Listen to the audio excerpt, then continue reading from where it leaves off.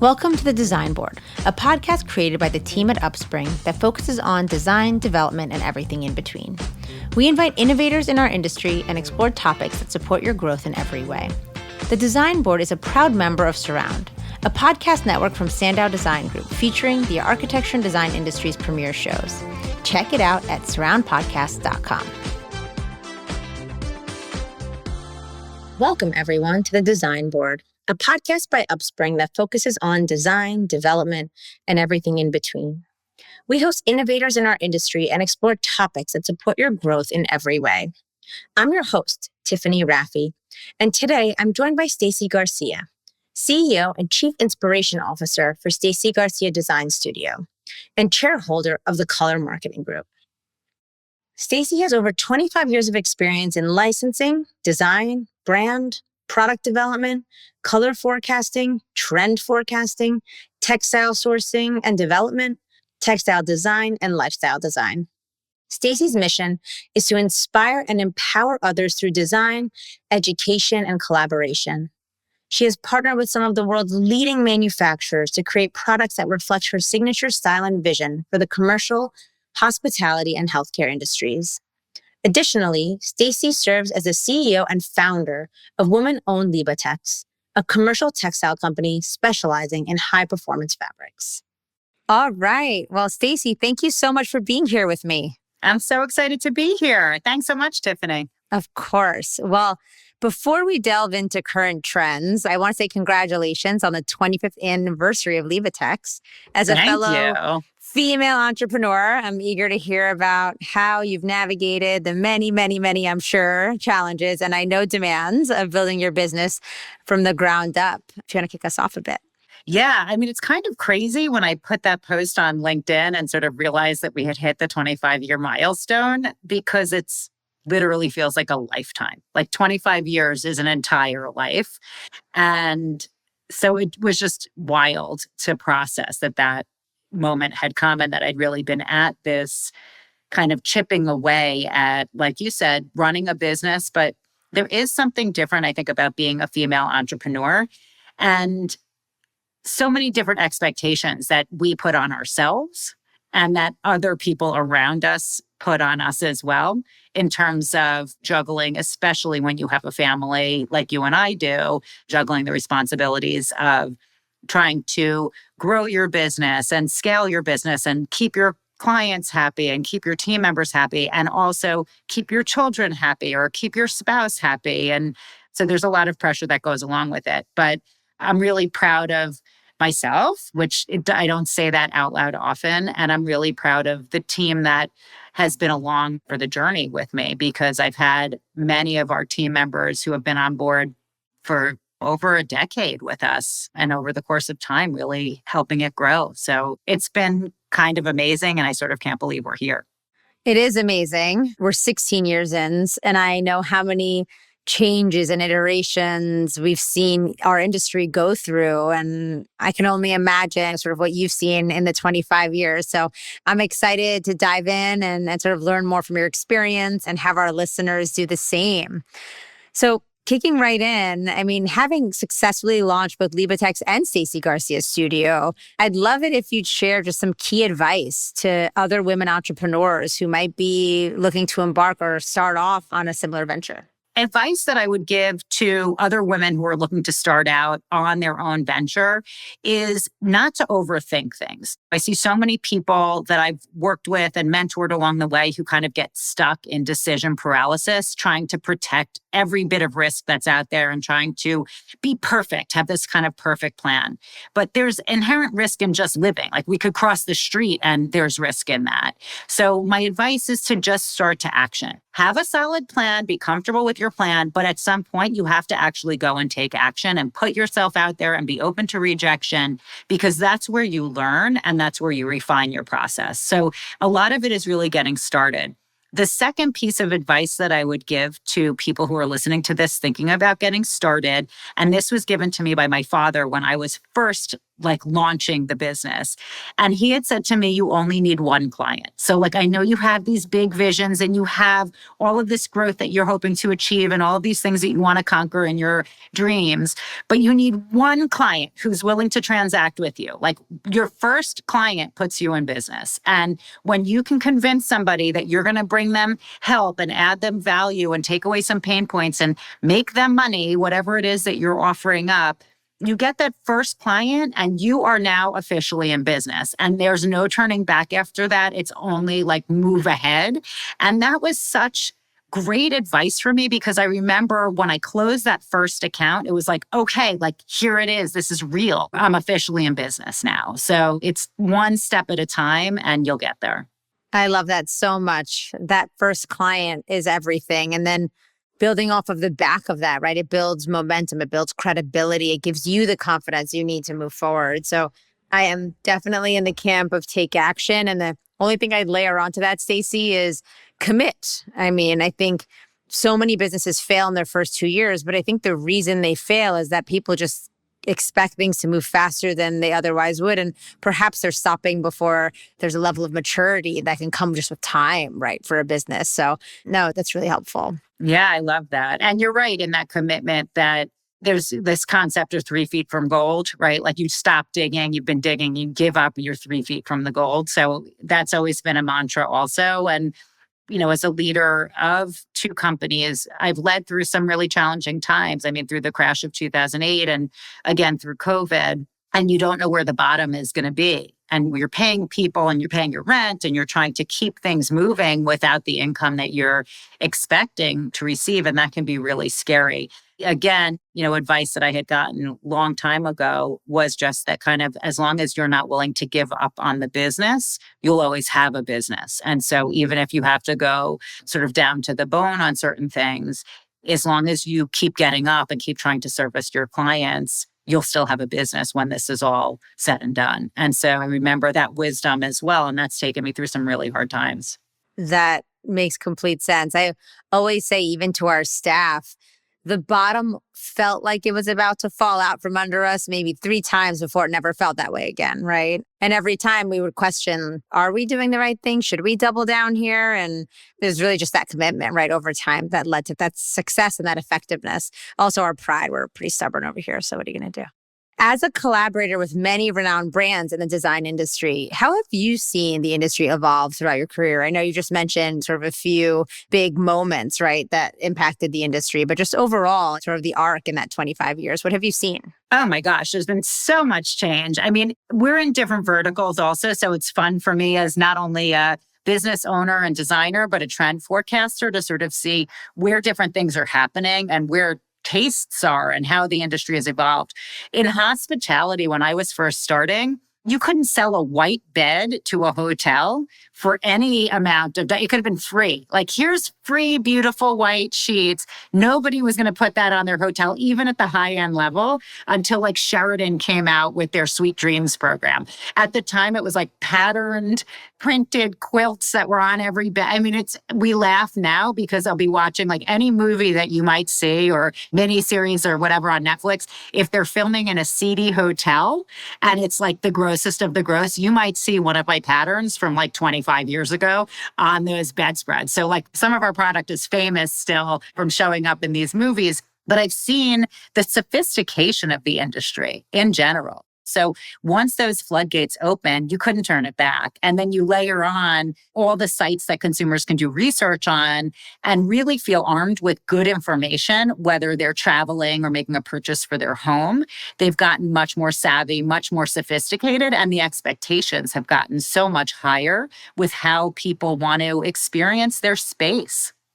Absolutely. I always say when we first started out, even the 15, 16 years ago, design was not a mainstream conversation. The number of reporters even who covered design were like 6 at the time in publications that our clients wanted to be in.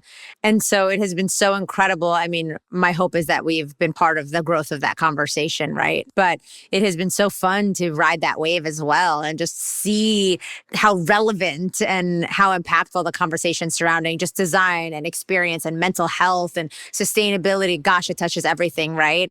has evolved over time. And it has been a privilege to be part of that conversation. And from your perspective, Stacey, to design for it, right? And to push it forward, because it's really creators like you who are defining what the next level and the evolution of that conversation is. So that has been amazing to watch. Despite significant economic and cultural changes, some design themes do persist, though, right? So what do you believe accounts for this continuity? Well, in the forecasting world, we would call that traditional design or traditional colors, or classics might be an even better term probably than traditional, because traditional might be more of a style. So I'm going to call it classic design or classic colors. There are things that live on and on, that it's kind of almost like if you related it to fashion, right? You can always have a really great black blazer or a really, classy black sheath dress that's never going out of style. You don't get rid of it. As long as it's in good quality and it's in good condition, that's going to live in your closet as kind of a staple piece.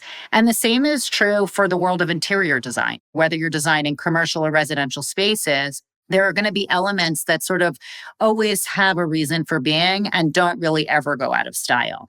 I think in order to maintain relevancy, the key is how you mix and match those elements. So the same way that your blazer or your sheath dress that we were just talking about, you might update your accessories to make them look more today. You would kind of do the same thing in the world of interior design. So you're using whatever that might be, a classic hand-knotted rug with a traditional Persian motif. That is never going away, right? The good is good, but the furniture that you layer on top of it might evolve. And so perhaps you're going from something that looks more Regency style to something that looks a little bit more modern in shape, something like the curved shapes that we've been seeing, and really kind of put a twist on that interior.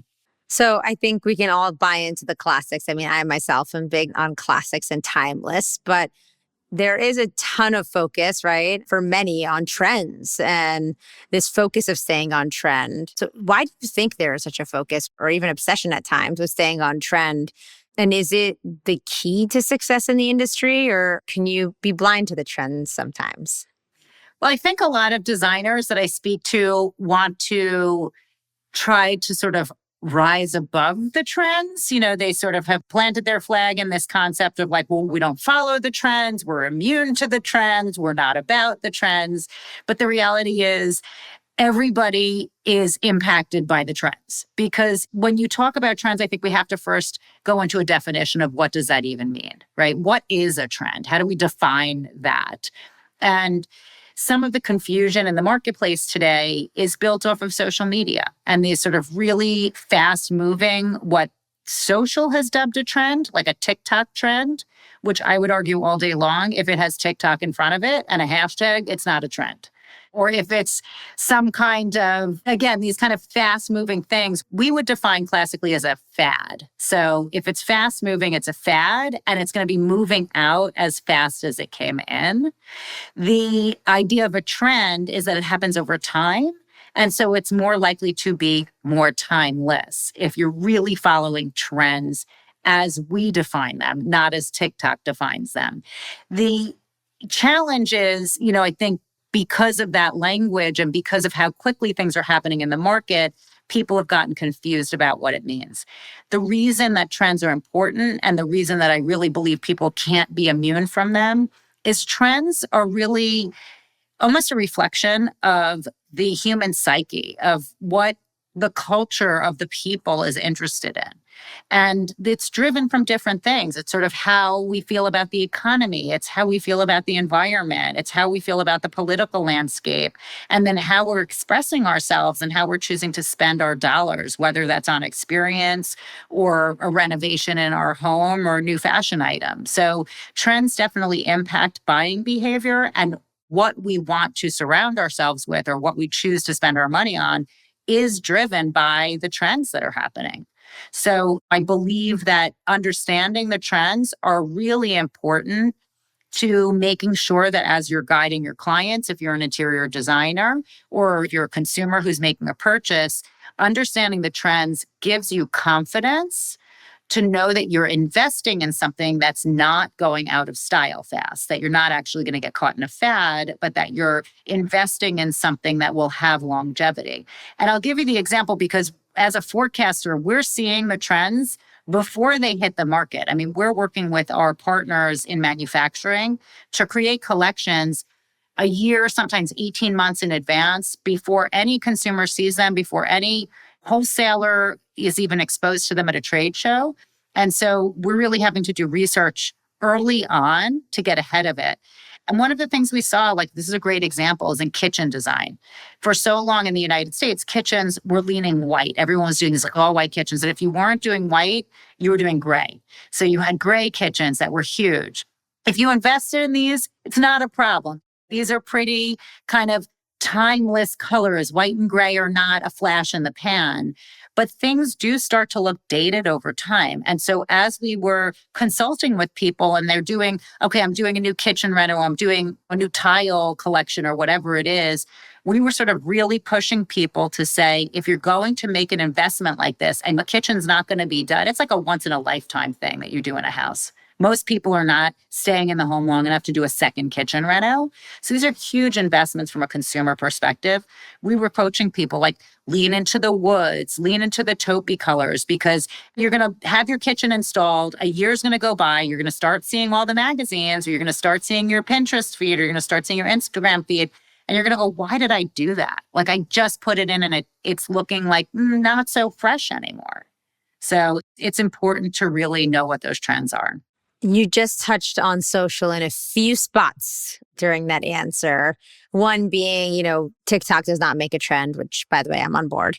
And the other being the reassurance or the reassurance or the deterrence of the design choices that you're making over time, right, through the social. So I'd love if you'd speak to social media a bit more and how you see its influence evolving over the next 5 or 10 years, for example. Yeah, it's really hard to say how it's going to evolve over the next 5 or 10 years, because what I can tell you for sure is it's not going to look like it does today. Like 5 years from now, it's going to look very different. 10 years from now, the platforms we're on may be non-existent. They may be replaced by other things, or the way we experience them is going to significantly change. One thing I know for sure is that technology is moving faster than we can even keep up with it. So that's going to be a constant, and it's on an exponential curve. I mean, it's just incredible to witness, even when you look at AI as an example of that. And that's getting baked into everything that we touch online at this point. Whether you think you're on AI or not,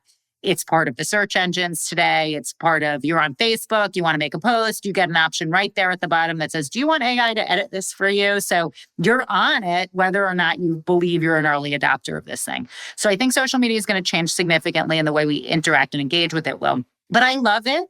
I think as a forecaster, it's definitely been part of the evolution of how we look at trends. It used to be, prior to the internet, because I'm that old, is we would get together a color marketing group with our peers and all share information on what palettes were selling, where we saw the palettes evolving, what was being asked for by our clients that we didn't have in our lines yet, and what we were committed to bringing forward. And then we would dig into why. And so we would have these roundtable discussions. That's still very much part of how we forecast through that organization, which I'm a shareholder of.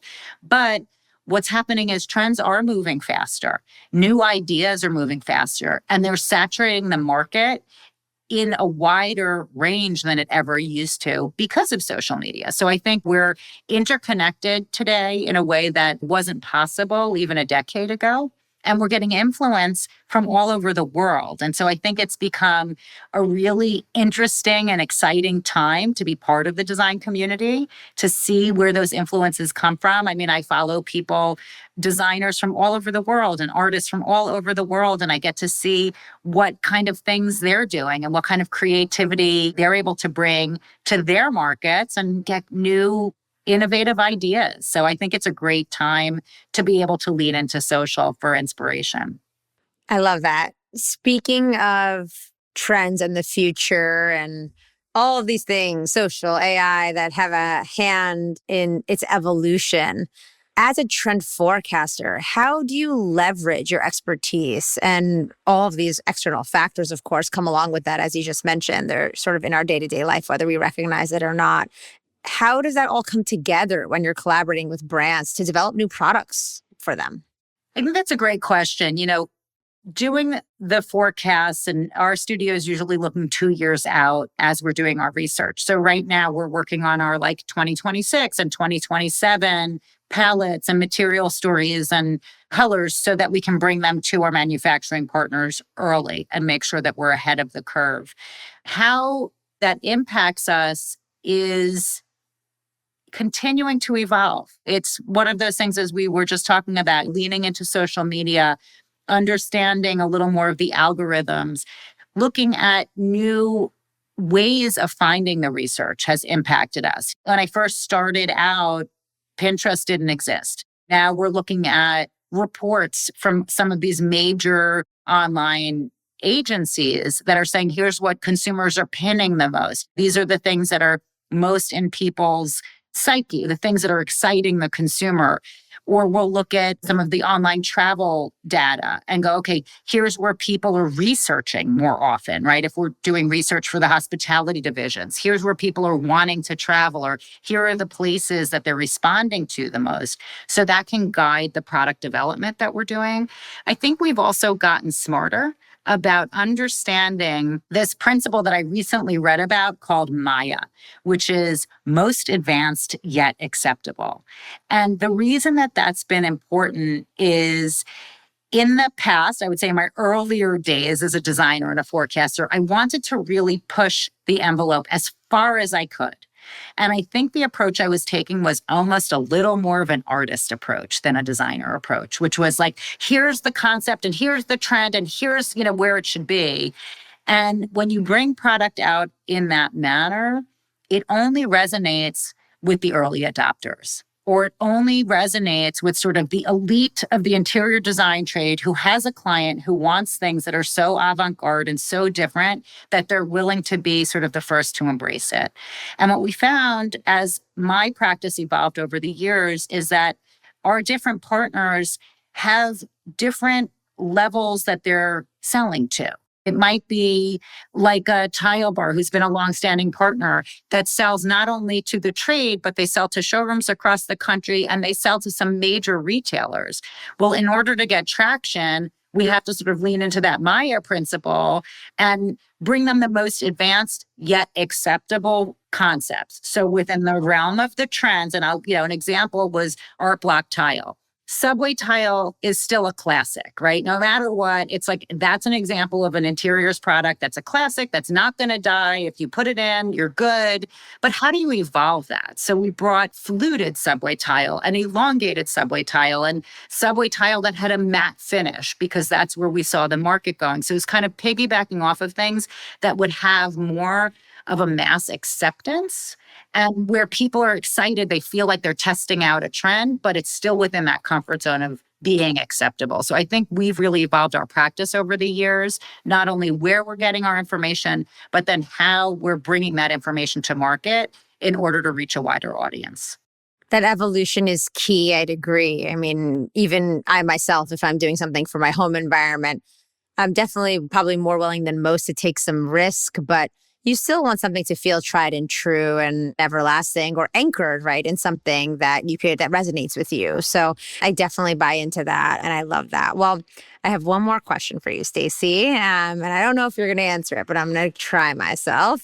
So if you're willing to give us a sneak peek or just any sort of forward look at something that's coming up for the studio this year, we'd love to be the first to know. Oh, that's very exciting. Okay, fine. And it's funny, I didn't read the question. So I'm like, what are we talking about today? But we are really excited because we're actually just signed with a furniture company called Edgecombe. They have roots in the hospitality world.